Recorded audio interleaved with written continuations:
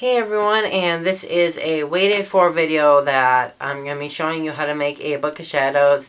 This is pretty much just showing you the things you need to do it, and then I'll explain how to do it.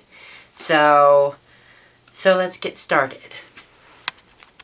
What you need are these things that are really important. So a hot glue gun. It doesn't matter what size. I have the mini one, and it's worked great for me. And this is, well, that's just another step thing. And then these are just pieces of things because I'm not making one. So this is foam board. It's pretty thick. It's like really durable. It's like when you bend it, it takes a lot of work to bend this and break it.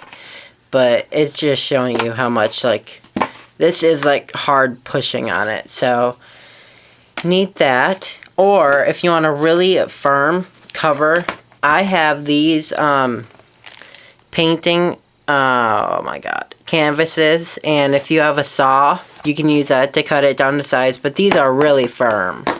I could have used these, but then I didn't because I don't have a saw. So I have these, but I'm probably just going to be painting on them. So there's that. And then keep a whole bunch of mini glue sticks. Keep a lot of them. You will go through a pack probably. And then fabric. You can do leather. This is fake leather. It's more like a lizard skin type one. And that's how it looks like on my book. It looks really good. And so that's that. And the other thing you'll need is super glue. Doesn't really matter what kind. So I'm just going to pretty much show you how to do it. So this is going to be my little example because it's already put together. So what you need are 2 pieces for the back and then the front. And cut them down to a good size, the size you want. I think mine were 11 by 9. So that's that. And then this one is, this was my smaller spine. But that spine is 4, I think, or 4.5 inches by 11, and I think this one's 3. But this one was just from the binder. As you can tell with these holes were used to put the string through. But yeah, as soon as you get these pieces done and cut out, you want to set them right by each other. Leave that much of space between them so they have room to bend like that. So I could still use this book if I wanted to. If I wanted to put pages back in here, I could just sew them back in. It wouldn't take that much work.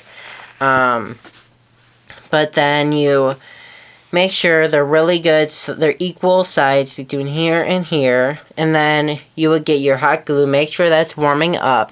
And then you get a piece of paper. You could either use tape or the hot glue. I used hot glue because, it's sturdy, it keeps everything in there. So you just get a piece of paper. It doesn't matter even if it's just computer paper. You're going to be, removing it anyways. It's just there to keep everything, together. And then once you get the fabric off, you can rip the paper out. That's what I did. So as you can tell, right here is where the paper was. So you lay the paper across here. What I do is to lift this over and then glue the top along there of the paper and along the sides. And then I fold it back down. And then I lift this side up. Since that's already down and glued, I lift this side up. And then I fold it over a little. And then I do that area and that area. And then I fold that back. And then do this side. I don't do the middle parts because it's kind of worthless to do that when you're already doing the around it. And then you just finish that side. And then when that's done, if you're doing a glue it's a squirt glue, then you're probably gonna have that dry. And I've done that. It took a long time to dry, so I just stuck with hot glue. And then after that's done, you would cut your fabric cut a little more so you can fold it over so it's a lot cleaner. So pretend this is the fabric, and it's like a little more over here. So make sure there's like an inch extra, and then an inch extra for everywhere around. But the middle one, you want to make sure that one's like a little, it's a little weird. You want to make sure, well, let's use this for an example. So this is the middle part, and then this is the top. So I have like 2 inches extra here, and then 2 extra there, and then this is like 4.5. So like 8 inches, I would say, for the middle part, and then, you know, by 11, of course. But then you add an inch here and then an inch there, so it'd be 13. So yeah. Sorry if that is confusing. I am so sorry. But yeah, then that's pretty much like the whole cover part. But then you want to get like a sheet. I use part of the foam board, and this is for the post bound part. You want to get, I would say, like an inch, like, I have no idea what I'm talking about. So, sorry. So for this area, you want to get like an inch of a piece, and it's 11 inches long by an inch wide. So you have that for the top and the bottom, so you can screw them in, and then you pretty much oh god, so sorry, this is hard without actually doing it. You take a long piece of fabric that covers over here to over here. Make sure it's not short, because that happened to me in my friend's book.